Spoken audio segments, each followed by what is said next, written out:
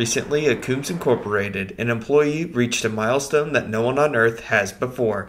Doyle Archer has been named the oldest truck driver in the world at an astounding 90 years old. I'm really excited about it, proud of it, to be able to do it, you know. If somebody would have told me 30 years ago I'd make the grade, I probably would have, doubted it. But as time went along and health has stayed good, well, I've seen it. Maybe I got a chance at it.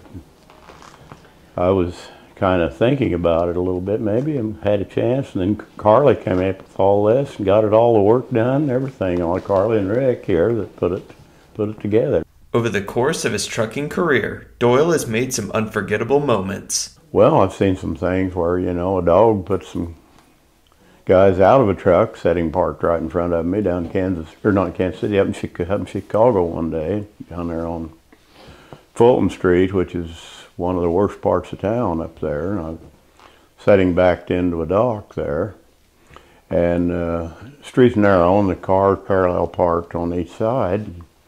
This guy came in with a nice shiny black Peterbilt, parked out in the street right ahead of me. And this business where I was unloading, they kept an armed guard out on the dock all the time to keep the problem people out of there. But he pulled up, got out of the truck, didn't roll up the window, didn't lock it or anything, and he walked by me, and I told him something about if you had anything valuable in your truck, you need to lock it up. Oh, he said, there's something in there they don't want, and just went on, Well, pretty soon I got to see what it was.